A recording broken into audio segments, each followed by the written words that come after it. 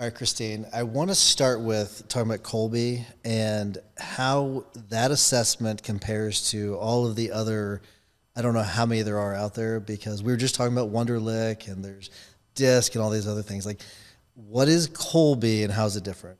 What a great start. So the 3 parts of the mind are the thing that people need to understand. And this is not something we invented. The ancient philosophers, Plato, Aristotle, they figured this out thousands of years ago, that the way that our minds function have these 3 different main domains, and that is how you think, or the cognitive part of our mind, how you feel about things, or the affect, personality, if you will, and then this 3rd part of the mind called the conative, which has to do with the instinctive will you have, the way that you get things done. And so when you look at different assessments that are out there, they look at different parts of the mind, even though they're not telling you that. Some do, though. So cognitive tests, you'll have all these different kinds of tests like the bar or the ACT or the SAT or, a spelling test. All of these are doing is measuring knowledge and understanding about something. Anything, you can learn anything. You can get an education. It's all in that cognitive part of our mind. The second part of our mind that is more of our personality has to do with why you're doing things. What's motivating you? What kind of social style do you have? How are people interacting with you? And there's a lot of personality tests out there that measure this part of the mind, what you like, what you want.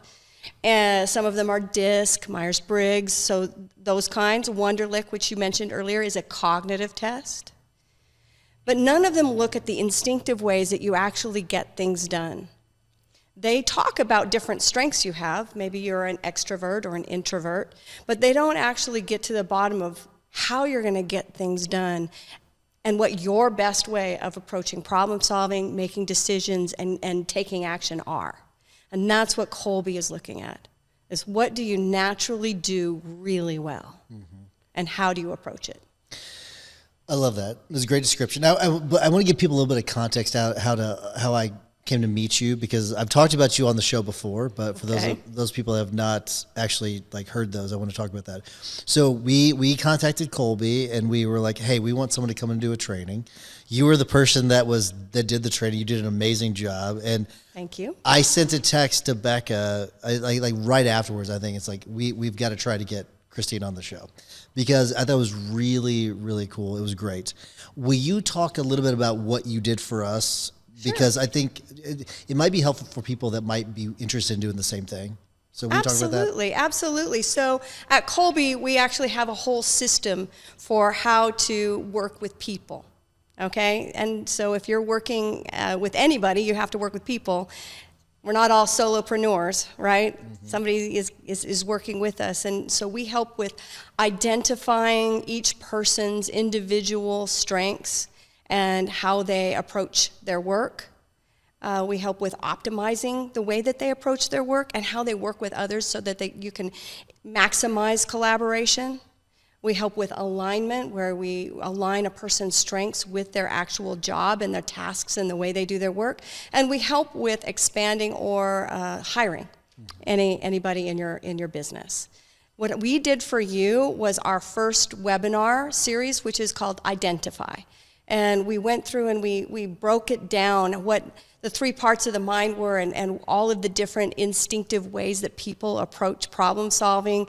And then we really looked in depth at your team and who on your team does things in what way, and how that might complement somebody, or it might be like a clone to somebody. And then how can you leverage your differences and manage conflict in a way that's helpful. Yeah. It was really interesting, and it was entertaining, which was hard to do with the training. You made it really engaging and entertaining. So I appreciate you doing that. It was really good. I did find it fascinating. So you and I had a conversation afterwards. We had a one-on, which I appreciate you doing as well. It was awesome. Where we kind of talked about my scores, and I want to talk about specifically how your all's approach to your first assessment and then if you were to take a subsequent assessment as to the accuracy of those. Will you talk about that? I sure will. So, yeah, you presented me with a unique challenge during the training. Oh, by the way, I've taken it twice. I didn't know that going in, so that was really special. But it was Special's also a way of putting it. but it was also really good for the team to see.